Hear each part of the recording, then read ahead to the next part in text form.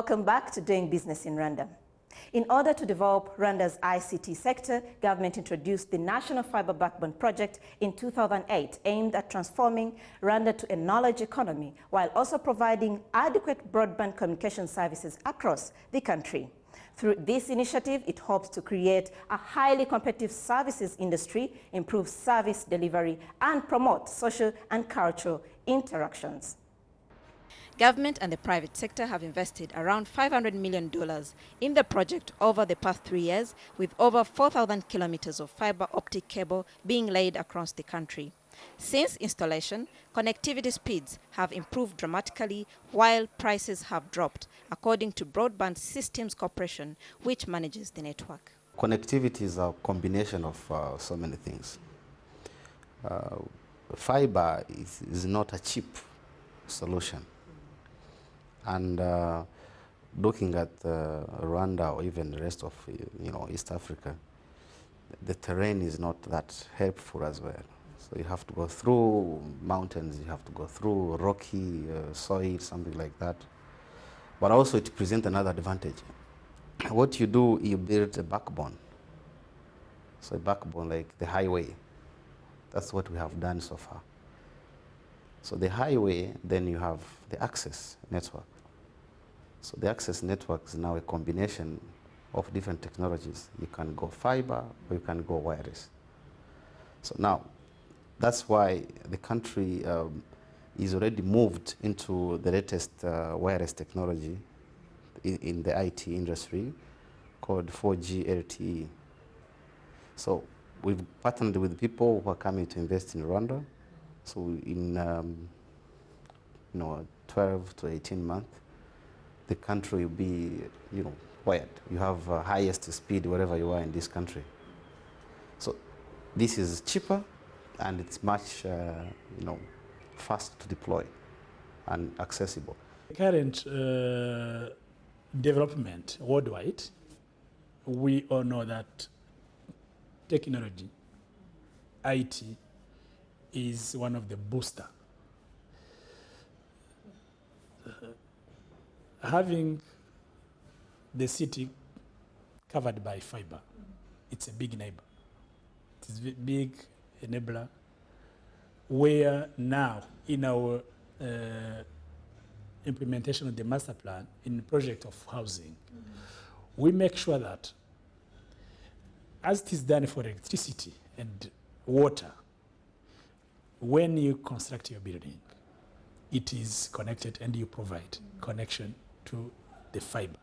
Regional integration has opened up several opportunities within the ICT space for the landlocked country. Rwanda has raised much needed capital through exporting its ICT services to countries like Birungi and Democratic Republic of Congo. The way we built the fiber is that it touches 9 border posts in East Africa.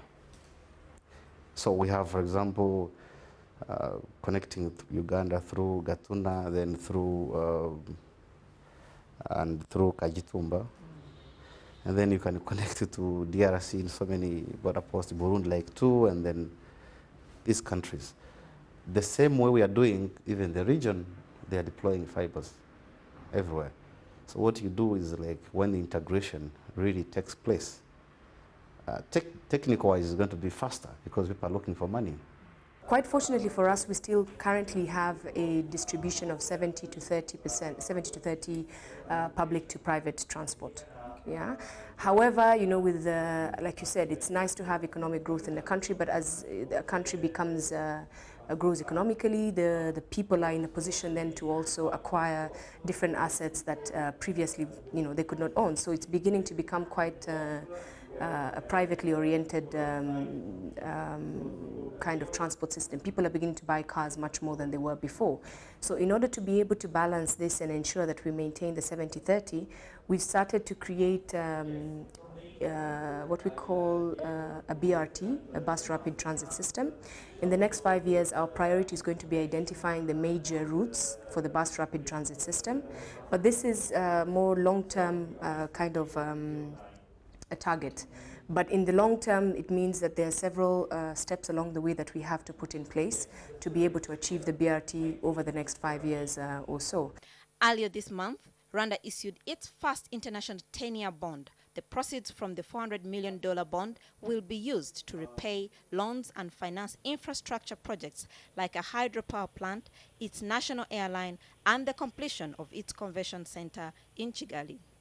Infrastructure is the basis of anything, any development, any kind of development that you want. You wouldn't have development without the roads, without the buildings that you need.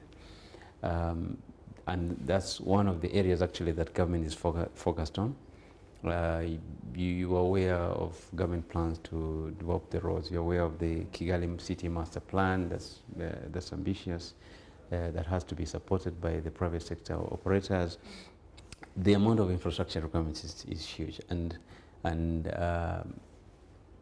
any economy is based or the growth of an economy is based on the availability of infrastructure to support business. The main objective, of course, of having this infrastructure right is to have the investors, have that confidence in investing in Rwanda.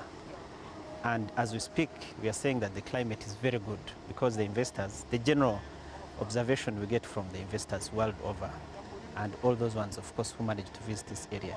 We have been having so many people flocking in, coming in from different sectors, political, business, and tourism and so on. So everybody who comes here, they actually appreciate the progress. So what it means is that the climate is very good, it's very conducive, and very attractive to investors. And of course, we can say that we're on the right path.